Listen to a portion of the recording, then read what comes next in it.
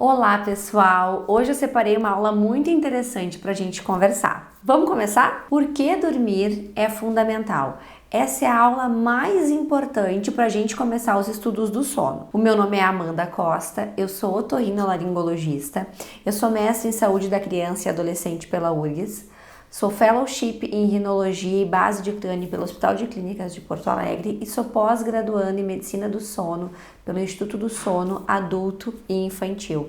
Sou Celda Vital Sono, sou fundadora do @Trio do Sono e sou mãe da Laura. Nós vamos falar hoje nesta aula sobre sono, ontogenia e padrões de sono, o impacto em nosso corpo e as evidências de tudo isso. Hoje nós vamos provar que dormir é sim essencial, é muito importante para a nossa qualidade de vida. Mas o que é sono? Falar sobre sono não é algo novo. Lá Hipócrates, 400 anos antes de Cristo, já descrevia pessoas dormindo e já se interessava pela forma com que as pessoas dormiam. Aristóteles, 350 anos antes de Cristo, foi o primeiro a falar que todas as criaturas dormem. Shakespeare, em sua obra, relatava o sono da majestade e relatava o sono de outras pessoas na corte, sempre com muitos detalhes. Mas o primeiro centro de desenvolvimento de estudos em medicina do sono foi em Stanford, em 1970, foi fundado por William Diamond. Depois disso, em 1968, quase junto com o nosso primeiro centro em Stanford, nós começamos a falar sobre sono através dos nossos manuais do sono. Esse manual do sono primeiro é de 1968. Após, a cada ano, em outubro de 2012, em julho de 2013, ele foi sendo reescrito. E é baseado nesses manuais que a gente estuda a medicina do sono. Por que muitas vezes a gente não gosta de estudar isso? Porque medicina do sono inclui muitas especialidades e muitas áreas além da medicina. Quem que estuda a medicina do sono? O pneumologista, o cardiologista, o otorrino, o anestesista, o psiquiatra, o nutricionista, o endócrino, o geriatra, o médico do tráfego, o fonoaudiólogo, o dentista. Então são muitos especialistas estudando o mesmo assunto e a gente tem que entender um pouco sobre vários assuntos para entender medicina do sono. Então hoje eu vou convidar vocês, médicos do tráfego, a saírem um pouco da zona de conforto de vocês e irem um pouco para essa área onde a mágica acontece, que é quando a gente aprende algo um pouco fora da nossa especialidade. Então, o que é o sono? Sono é um fenômeno cíclico caracterizado por alteração reversível do nosso estado de consciência e da reatividade a estímulos ambientais. O sono, ele é essencial à vida, ele é essencial ao nosso equilíbrio psíquico e físico. Sono não é, gente, não é repouso, desligamento, um estado homogêneo e um estado passivo. Sono é um estado ativo do nosso corpo, onde ocorrem muitas reações, onde ocorrem muitos processos. O sono, ele tem algumas funções já bem conhecidas: restaurativa, de consolidação de memória, de proteção, de conservação de energia. Então, tudo isso são as funções do sono. Mas como a gente controla isso? Quem é o nosso relógio biológico que a gente escuta falar? É o núcleo supraquiasmático. Ele é o nosso principal relógio. Ele que vai controlar o nosso ritmo circadiano. É através da luz que vai através da nossa retina, através do trato retino-hipotalâmico, que a gente vai estimular ou não o sono, estimular ou não o núcleo supraquiasmático. Quando a gente tem uma diminuição da luz na nossa retina, a gente vai estimular o hipotálamo, que vai desinibir o núcleo paraventricular e vai estimular o sistema nervoso simpático, a estimular o epitálamo e a secretar a melatonina. À noite nós produzimos mais melatonina quando estamos na escuridão e isso vai estimular o nosso sono. Mas o que é a estrutura do sono? Como a gente estuda o sono? O que acontece no nosso cérebro quando a gente dorme? Já pararam para pensar? Então o sono, ele é dividido em fases, tá? Nós temos o sono não REM, onde nós temos N1, N2 e N3. Nós temos o sono REM, movimento rápido dos olhos. E nós temos a vigília. Quando eu falo em sono não REM, eu estou falando em ondas mais lentas, em predomínio do sistema nervoso parasimpático, onde nós vamos ter uma diminuição da nossa frequência cardíaca, pressão arterial, débito cardíaco e temperatura. O nosso cérebro ele fica mais sincronizado, ele diminui a sua atividade como um todo. Nós vamos ter uma hipotonia, nós vamos ter uma liberação de hormônios e uma restituição tecidual. E tudo isso ocorre em 3 fases no sono não REM: N1, N2 e N3. Já no sono REM é uma verdadeira bagunça. É o predomínio do sistema nervoso simpático. Nós vamos ter uma alternância, diminui e aumenta a frequência cardíaca, o débito cardíaco, a pressão arterial, e nós vamos ter o descontrole, a desregulação da nossa temperatura. É nessa fase em que ocorrem mais sonhos, volume maior de sonhos. Nós vamos ter uma desincronização do nosso cérebro, um pedaço do cérebro vai fazer uma atividade e outro pedaço vai fazer outra atividade. Nós vamos ter a atonia muscular e um movimento rápido dos olhos. Nós temos 2 tipos de sono, o sono essencial e o sono acessório. Todos nós temos o mesmo tempo de sono essencial. Todos nós temos 4 horas de sono essencial. Dentro desse sono essencial, nós vamos ter sono não REM e sono REM. Depois disso, nós vamos ter o sono acessório e ele é variável nas pessoas. Tem pessoas que têm 2 horas de sono acessório, tem gente que tem 1, tem gente que tem 4 horas de sono acessório. Isso é variável. Isso que torna a duração do nosso sono diferente, mas todos nós temos o nosso sono essencial de 4 horas. Como a gente conhece essas fases do sono? A gente conhece olhando para essas ondas. Existem critérios que a gente define cada tipo de onda e associa a uma estrutura de sono, a uma fase do sono. Nós temos ondas típicas da vigília, que é o ritmo alfa, nós temos ondas típicas do N2, nós temos ondas típicas do N3, nós temos ondas típicas do REM. Tudo isso a gente vai olhando para essas ondas e vai caracterizando elas durante o exame. O que a gente vê para analisar o sono do paciente? A gente vai olhar época, tempos de 30 segundos, onde a gente olha as ondas, as estruturas do sono, a parte cardiorrespiratória, a movimentação, e a gente fala em que estágio do sono esse paciente está. Como eu conheço as ondas, eu sei que ele está em N3, movimento lento das ondas. Eu posso olhar também o movimento dos olhos, eu vejo que ele não tem um movimento rápido dos olhos, e isso me faz pensar num sono não REM. Mas nós ainda não sabemos completamente por que nós dormimos. Mas nós já sabemos, nós já entendemos os perigos da privação do sono, de ficar sem dormir. Foi feito um experimento em 1965, foi feito por Randy Gardner.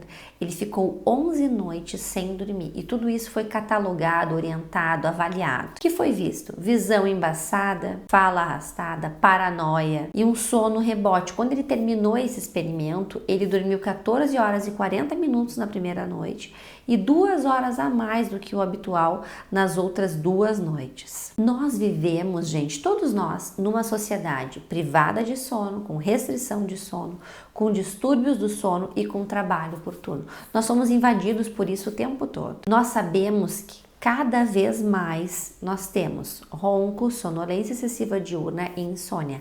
A qualidade do sono cada vez mais diminuindo na nossa sociedade. Cada vez mais o aumento de obesidade, alterações cardiovasculares, outras comorbidades, sedentarismo. Isso tem a ver com o prejuízo da qualidade do sono nos nossos pacientes. O tempo de sono ele não é igual em todas as culturas. Nós sabemos, por exemplo, que crianças de 3 anos lá na Nova Zelândia vão dormir cerca de 13 horas. Crianças lá no Japão vão dormir cerca de 11 horas e meia, um pouquinho mais. Lá no Japão, inclusive, eles têm muito hábito do inemuri. Eles fazem pequenas sonecas durante o dia para se recuperar durante um dia cansativo. Dorme no metrô, dorme no ônibus, dorme em qualquer lugar. Então, a cultura do sono ela é muito variável de país para país.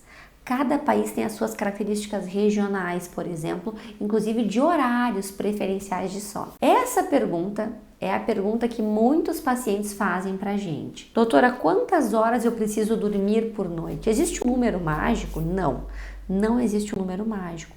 Nós sabemos que a maior parte dos pacientes vai dormir aí entre 6 horas e meia, 8 horas, a maior parte dos pacientes está nesse volume. Mas nós temos os pequenos dormidores que dormem de 4 a 5 horas. Nós temos os grandes dormidores que dormem mais de 9 horas. Tudo isso está dentro dessa faixa da normalidade, dessa curva de Gauss, onde alguns vão dormir menos e outros vão dormir mais, variando conforme o seu sono acessório. Além disso, vocês já pensaram sobre as nossas preferências circadianas?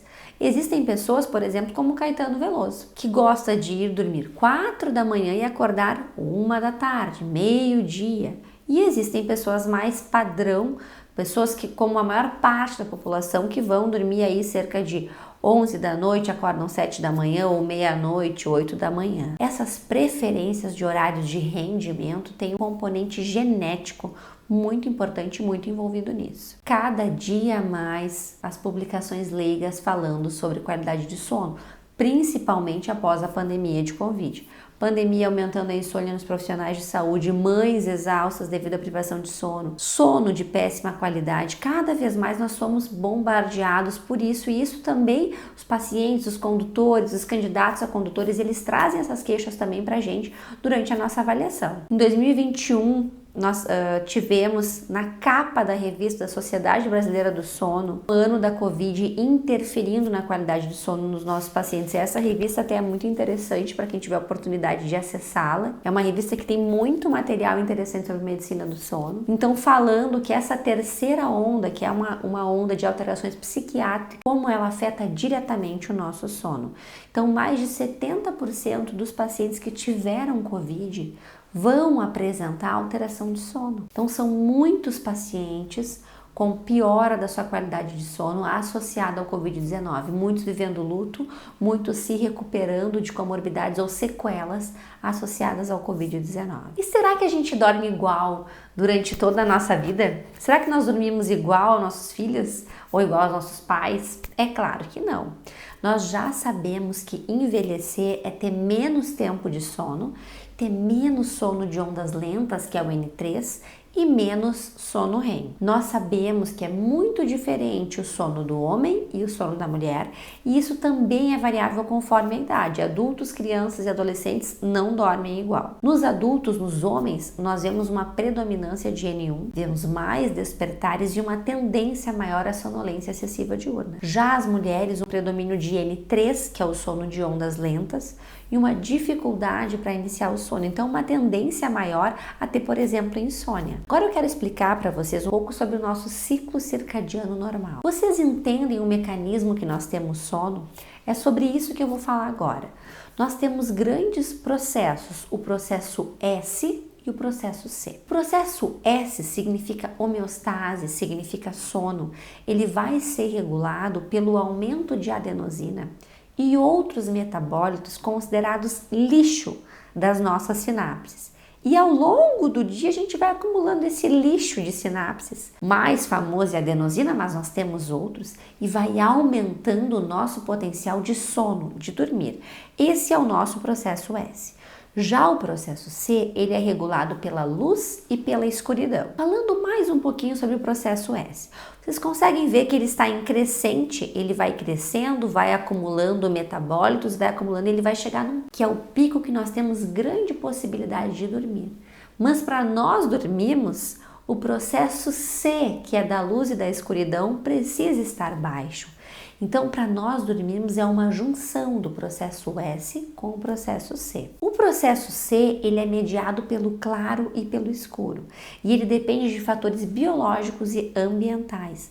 Então, o pico do processo C é o nosso pico de produtividade, é aquele meio da manhã onde a gente está produzindo muito, onde a gente está com muita energia para fazer as nossas atividades. De uma forma bem reduzida, gente, o processo S, então, é sono, é onde a gente acumula lixo, que é o resto das nossas sinapses, e a gente vai saturando o nosso cérebro desse lixo.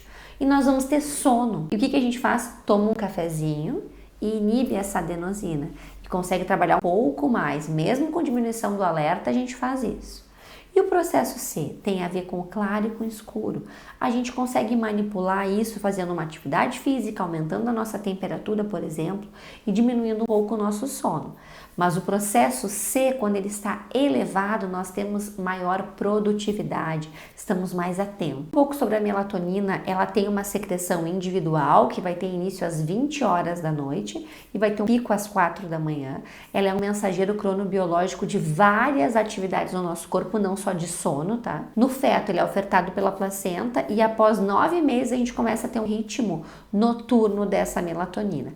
Varia, os valores são variáveis, gente. Um pré-púber e um adolescente, ele vai ter valores elevados de melatonina, diferente do idoso que vai ter valores menores de melatonina. Então, a nossa produção de melatonina, ela também é variável conforme a nossa idade. Agora, eu vou falar para vocês 9 fatos baseados em evidência de que por que é importante a gente dormir.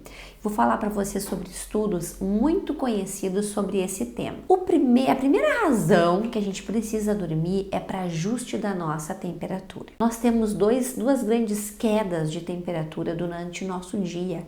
A primeira queda vai ser das 3 da manhã às 5 da manhã, onde nós vamos ter o mínimo de temperatura, o máximo de sonolência e é onde a gente tem o nosso pior desempenho físico. Nós sabemos disso. É um momento crucial de acidentes no trânsito, por exemplo. E depois nós temos outro momento que é a 1 da tarde, às 15 horas, onde nós temos também um aumento da sonolência durante o dia e uma dificuldade para ficar alerta. Esse é um estudo muito interessante, ele fala sobre a relação entre os acidentes ou os pequenos acidentes, os pequenos erros dos pilotos e copilotos brasileiros, e ele mostrou que os riscos desses pequenos acidentes, pequenos erros, ocorrem 50% mais durante a madrugada. Então, esse é um horário que propicia pequenos enganos, pequenos erros durante as viagens relatados pelos copilotos e pelos pilotos. Então, vai ser menor queda da temperatura, baixa temperatura, o nosso alerta está baixo, o nosso tempo de reação demorado, a gente demora para reagir. Inclusive, nas publicações leigas nós vemos isso, gente. O risco de morrer em acidentes à noite é quase 3 vezes maior. Os acidentes fatais, maior da meia-noite às 4 da manhã. Então, tudo isso, o próprio público leigo já conhece bem esse horário de maior risco durante a madrugada. Então, a primeira razão de que o sono é muito importante, é fundamental para a nossa saúde, é que o sono associado à fadiga, ele afeta significativamente o nosso tempo de reação e o nosso desempenho ao volante. 1 a 2 horas ao volante associado à restrição de sono podem prejudicar o nosso desempenho ao dirigir. A segunda razão de por que o sono é fundamental, ela tem a ver com o nosso funcionamento cerebral. Isso é um estudo, uma coorte de 1966 a 2008, que reuniu 15 estudos avaliando memória funcional e sono em crianças e adolescentes. E ele observou que crianças privadas de sono tinham uma memória funcional abaixo do esperado, quando comparadas com crianças que dormiam bem, dormiam o tempo necessário. Então, sim, para termos uma memória funcional ok, precisamos ter boas noites de sono. Esse é um estudo realizado em adultos, ele é um estudo de 2012 com 24 voluntários, onde foi realizada uma privação de sono e foi visto o prejuízo de memória. Num primeiro momento foi comparado as duas populações, população controle e população privada de sono. Num segundo momento, a primeira noite que eles foram privados de sono não apresentaram diferenças, mas na segunda noite que eles foram privados de sono, comparados com o controle, tiveram pior desempenho nas atividades. Esse número 4 é o último momento onde eles deixaram esses voluntários dormirem e eles perceberam que eles voltaram a responder corretamente esses testes de memória. Então, a segunda causa é para nossa memória, pessoal. Uma noite de sono é fundamental para nossa memória. Para nós conseguirmos armazenar novos conhecimentos, precisamos ter tido uma boa noite de sono. Inclusive as crianças. Nas crianças ainda precisamos ter as sonecas durante o dia e nos adultos o sono noturno. Agora eu quero falar a terceira razão, que é para o nosso sistema imunológico. Nós sabemos que as citocinas interferem na qualidade do sono e o sono vai interferir nas citocinas. Ou seja, interleucina 1, interleucina 6, TNF-alfa, elas têm um ritmo circadiano. Elas vão ter um pico máximo durante a noite e vão ter um nadir durante a vigília. Interleucina 1, 2, 6, 8, TNF-alfa, elas vão promover o sono não REM. Então a gente tem que saber que interleucinas e sono estão muito interligadas. Esse estudo ele é um estudo muito famoso que ele avaliou 19 voluntários saudáveis, dividiu em 2 grupos, em voluntários que ficaram privados de sono pré-vacina hepatite A e voluntários que tiveram uma boa noite de sono. Eles viram que os voluntários privados de sono tiveram uma formação de anticorpos diminuída em 97%. Vocês podem pensar que foi apenas na primeira noite, que depois eles se equipararam. Não, durante 28 dias foram monitorizados esses voluntários e eles não chegaram ao nível de anticorpos produzidos por pacientes que dormiram bem uma noite antes da vacina. Então a gente fala tanto em imunidade, principalmente nessas épocas difíceis que a gente tem vivido, e nós temos que alertar a população. Antes de tomar vacina, precisamos ter tido uma boa noite de sono, por essa interação interleucina-sono, sistema imune-sono. Esse é um estudo sobre avaliação de câncer de mama em trabalhadoras por turno. Ele é um estudo grande, é um estudo que é um braço do estudo Wolf.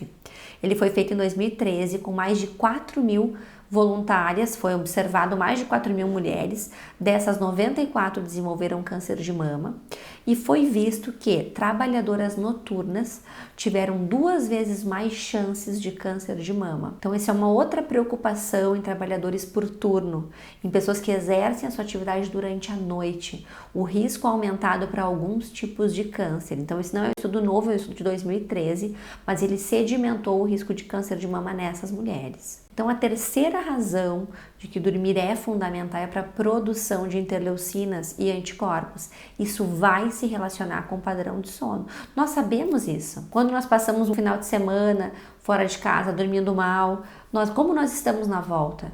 Nós estamos com o nosso sistema imune diminuído. Aqui eu coloquei até uma foto do intermédio, dos jovens, né, que vão para o intermédio e voltam doentes ou voltam cansados, ou jovens que fazem algum tipo de privação de sono quando saem durante o final de semana. Tudo isso tem um impacto negativo na qualidade do sono e também no sistema imune. Então eu já falei 3 razões para vocês: temperatura, memória funcional e o sistema imunológico. Falando um pouco sobre o sistema cardiorrespiratório, muito importante quando a gente fala em sono. Vamos lá. Quando a gente dorme, o que acontece com o nosso tônus muscular? Ele diminui. E a nossa via aérea, ela é estreitada. Em alguns pacientes, isso ocorre mais. Esse estreitamento ele é maior. Em quem, Amanda? Obesos, alterações da via aérea, alterações crânio-faciais, eles vão ter um estreitamento maior da via aérea. E isso vai ter uma tendência a realizar apneias e hipopneias. Vai aumentar o esforço inspiratório, vai aumentar a pressão intratorácica. Esses pacientes eles vão ter um retorno venoso aumentado, vão fazer bradicardia e vão fazer hipoxemia. E eles vão despertar, pessoal, de forma inconsciente. São os microdespertares, pequenos microdespertares, e eles vão reabrir essa via aérea. Quando eles reabrem a via aérea, eles aumentam o tônus, eles fazem um tônus mais simpático, vão fazer uma ativação simpática, uma vasoconstrição e esse movimento. Vão hiperventilar para sair desse momento de apneia e vão ter uma perturbação na sua qualidade de sono. Vão desorganizar o seu sono e vão ter como consequência mais sono durante o dia, hipersonia. E essa hipersonia vai ter consequências cardiovasculares, metabólicas e neuropsiquiátricas. A gente fala muito hoje em dia em estresse oxidativo, aumento de via inflamatória e ativação simpática. A apneia obstrutiva do sono, assim como a obesidade, ela produz tudo isso. São pacientes que estão inflamados, são pacientes que estão com a hipóxia ativa durante a noite, são pacientes que despertam mais durante a noite. Isso vai levar a uma tendência à resistência à insulina, à hipertensão e a doenças cerebrovasculares. Esse é um estudo muito interessante que eu queria mostrar para vocês, que é do Tufik. Ele é de 2010 e ele fala que 32% da população brasileira apresenta apneia obstrutiva do sono. Em contraste com esse estudo, nós temos um de 93 do Young, que falava que apenas 4% da população tinha apneia. Esse dado de 32% ele foi comprovado em diversos estudos posteriores, ou seja, se tu não ronca e não tem apneia, alguém da tua direita ou da tua esquerda tem. 30% da população vai ter apneia obstrutiva do sono. Mas como a gente faz o diagnóstico da apneia obstrutiva do sono? Como é feita essa avaliação? Nós temos critérios clínicos, em primeiro lugar. O paciente ele tem que ter alguma queixa, sonolência, sono não reparador, fadiga, insônia. Ou ele vai ter uma queixa de despertar, de acordar com falta de ar. Ou alguém vai ver ele roncar e ter apneia. Ou, pessoal, ele não vai ter clínica nenhuma, mas ele vai ter uma doença que vocês vão ter que abrir o olho. Ele é um paciente hipertenso, ele já teve um AVC, ele é um paciente que ele tem déficit cognitivo, ele já teve um IAM prévio, ele tem insuficiência cardíaca, fibrilação, ou ele é um paciente diabético. Esses pacientes não precisam ter sintoma, eles já têm doenças com os mesmos fatores de risco da apneia obstrutiva do sono. E como vocês vão confirmar essa suspeita? Vocês precisam de uma polissonografia, de um exame para avaliar o sono deles. Esse exame, se ele demonstrar 5 ou mais eventos respiratórios, esse paciente já tem o diagnóstico de apneia obstrutiva do sono. E se esse paciente não tiver absolutamente nada, nem clínica, nem doença sugestiva, e ele fez uma polissonografia de rastreio, então nós vamos precisar de um exame para comprovar a apneia obstrutiva do sono, que chama polissonografia. Se nós tivermos mais de 5 eventos respiratórios neste exame, nós temos o diagnóstico de apneia obstrutiva do sono. Se nós tivermos de 15 a 30 eventos respiratórios, nós temos uma apneia obstrutiva do sono moderada. E se nós tivermos mais de 30, nós vamos ter uma apneia obstrutiva do sono grave. Mas nós temos pacientes que não têm clínica e não têm doenças associadas, mas eles têm uma polissonografia com mais de 15 eventos respiratórios por hora. Eles já têm o diagnóstico de apneia obstrutiva do sono. Então, a apneia é uma doença crônica, incapacitante e progressiva. Os sintomas da apneia obstrutiva do sono, eles incluem a sonolência excessiva diurna, o ronco, dificuldade de concentração, sensação de um sono não revitalizante. E isso causa prejuízos, gente, sociais, psíquicos, cardiovasculares, em todas as esferas da vida desses pacientes. Então, a quarta razão de por que dormir é fundamental é que a apneia obstrutiva do sono é um fator de risco independente para hipertensão, doenças cardiovasculares, além de estar fortemente associada com a obesidade e a resistência à insulina. Nós temos tratamento, existem diversos tratamentos para a apneia obstrutiva do sono que vão incluir cirurgias, aparelhos intraorais, CPAPs. Então, ainda no sistema cardiorrespiratório, nós vamos falar um pouquinho sobre a apneia obstrutiva do sono. Atualmente, a apneia obstrutiva do sono ela é um preditor para a obesidade. E a obesidade ela é o principal fator de risco para a apneia obstrutiva do sono em adultos. 70% a 80% de todos os pacientes com apneia obstrutiva do sono são obesos. E essa é a quinta razão para a gente entender um pouco sobre sono. É a relação obesidade-sono. Nós sabemos que a síndrome metabólica tem correlação com o índice de apneia e hipopneia. Quanto maior o índice de apneia, maior as chances de síndrome metabólica. Nós sabemos que no nosso cérebro nós temos uma regulação do nosso apetite. Nós temos a leptina e a grelina. A leptina, ela aumenta o nosso gasto energético, diminui o nosso apetite, diminui a secreção de GH. A grelina é ao contrário, aumenta o apetite, aumenta a secreção de GH e diminui o nosso gasto energético. A leptina, ela vai diminuir no sono não REM e vai aumentar. A leptina, ela vai diminuir no sono REM e ela vai aumentar no sono não REM. Níveis aumentados durante o sono, nós temos leptina. Então a leptina, ela é boa, gente, ela reduz o nosso apetite. Já a grelina, ela aumenta o nosso apetite, ela nos leva a uma tendência maior à obesidade. Nós sabemos que quanto maior são as nossas horas de sono, menor a nossa chance de obesidade. Isso já está bem esclarecido. E nós sabemos que 24% menos chance de ser obeso a cada hora adicional de sono. E nós temos uma relação inversa de dose e resposta entre poucas horas de sono e obesidade. Quanto menos horas de sono, maior é a chance de obesidade. Esse é um estudo muito legal, um estudo de 2004, que ele privou pacientes das suas 8 horas de sono. Então, um grupo dormiu 8 horas e o outro grupo dormiu 5 horas durante uma semana.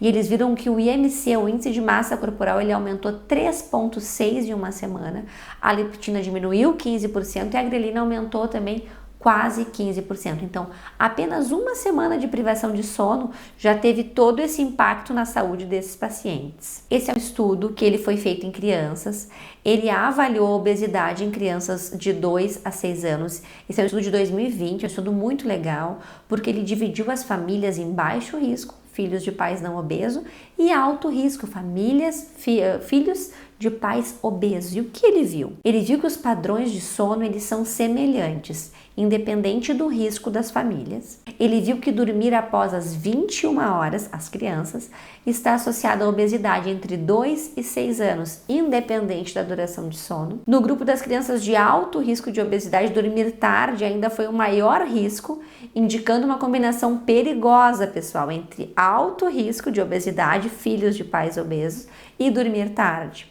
O sono curto ele não foi associado com maior risco de obesidade. Então, a quinta razão para a gente entender sono, para a gente saber que sono é fundamental, é entender um pouco sobre a prevalência de obesidade, que ela é inversamente proporcional às horas de sono. A sexta razão tem a ver com o nosso hormônio do crescimento. Então, o hormônio do crescimento ele vai ter uma associação com o início do sono N3, que é o sono de ondas lentas. Ele vai ter um pico 1 hora após deitar, vai dar um pico aí de 10 a 30 minutos. Quando a gente dorme, a gente tem um pico bem bonito de hormônio do crescimento. Quando a gente está privado de sono, a gente já não faz esse pico tão legal de hormônio do crescimento. Quando a gente vai fazer um sono rebote, um sono durante o dia, a gente consegue restabelecer esse pico de hormônio do crescimento. A gente consegue ter esse pico tirando uma soneca durante o dia, por exemplo. Mas já a testosterona, que é a nossa sétima razão para estudarmos sono, ela não faz o pico se nós dormirmos durante o dia. A testosterona, ela precisa fazer o pico no nosso primeiro sono REM. Então, é 90 minutos após o primeiro episódio de sono REM. Em pacientes privados de sono com restrição de sono, nós vamos ter uma diminuição das concentrações de testosterona nesses pacientes. Isso é muito importante porque isso vai refletir negativamente na saúde masculina e pode ser um dos fatores associados, por exemplo, com a disfunção erétil. Esse é um estudo, foi realizado em São Paulo, é um estudo que avaliou a prevalência de disfunção erétil em pacientes com distúrbios do sono em São Paulo. Ele deu uma média global de 17%, mas ele viu que pacientes acima de 60 anos têm uma prevalência de 63%. Então, pacientes com distúrbios do sono parecem ter mais disfunções eréteis, disfunções associadas a essa parte hormonal. A oitava razão tem a ver com o cortisol. Então, o cortisol ele também tem um ritmo circadiano, ele vai aumentar 2 a 3 horas após o início do sono, ele vai ficar elevado até as 3 primeiras horas da vigília. Quando a gente dorme, a gente tem a queda do cortisol. Quando nós estamos privados de sono, nós não fazemos essa queda do cortisol adequadamente. E mesmo quando nós dormimos durante o dia, fazemos um sono rebote, nós não conseguimos ter uma queda tão expressiva do cortisol. Nós vamos nos manter com o cortisol um pouco elevado. Então, os pacientes com privação de sono, eles mantêm o cortisol um pouco elevado durante o dia, o que pode refletir a longo prazo em risco de eventos cardiovasculares, risco de aumento de inflamação, sim. A nona razão para a gente estudar sono é sobre o sono e envelhecimento. Nossa população está envelhecendo, então. Nessa população de idosos, nós temos mais privação de sono. Nós temos mais eventos associados à hipóxia e mais fragmentação do sono. Envelhecer é, sim, aumentar N1, aumentar N2 e reduzir N3 e sono REM. Nós reduzimos o tempo de sono com o nosso envelhecimento. Aumentam os distúrbios do sono. E não só distúrbios do sono, mas também distúrbios primários que se associam à pior qualidade do sono. Doenças renais, por exemplo, a própria obesidade, doenças que causam dor nos pacientes e que atrapalham a continuidade do sono. Então, envelhecer é precisar cuidar melhor do seu sono, sim. Falando ainda sobre envelhecimento e sono, nós sabemos que a arquitetura do sono ela muda. Já expliquei para vocês que nós vamos ter menos N3 e menos REM. Nem sempre é um distúrbio do sono primário, às vezes está associado com as comorbidades desse idoso. Os distúrbios do sono vão associar mais mortalidade a essa população. As queixas comuns serão dificuldade de adormecer, aumento dos despertares, despertam muito cedo, acordam cedo, cochilam muito durante o dia e dormem mais cedo e acordam cada vez mais cedo, que é o avanço de fase bem típico do nosso envelhecimento. Será que os idosos vão precisar de menos sono? Será que eles não conseguem gerar sono como os adolescentes? A gente ainda não tem todas essas respostas, mas nós sabemos que essa população sofre um grande impacto e uma grande mudança na sua qualidade de sono. Agora eu vou revisar os principais pontos que nós falamos nessa aula. Por que dormir é fundamental? Em primeiro lugar, o mínimo de temperatura corporal se associa ao máximo de sonolência. Segunda razão, a memória funcional ela é dependente da qualidade do sono noturno nos adultos e também das sonecas nas crianças. A terceira razão é para a produção de interleucinas e de anticorpos que vão se relacionar com o nosso padrão do sono. A quarta razão é que a apneia obstrutiva do sono é um fator de risco independente para hipertensão, doenças cardiovasculares, além de estar fortemente associada com a obesidade e a resistência à insulina. A quinta razão é a prevalência de obesidade inversamente proporcional às horas de sono. Falando um pouquinho sobre os hormônios, a sexta razão, o GH ele é secretado nas primeiras horas ao deitar, a testosterona depende de sono REM e ela diminui o seu pico com a privação de sono. A oitava razão é o cortisol. Para a gente diminuir o nível de cortisol, que é o hormônio do estresse, precisamos ter um sono noturno eficiente.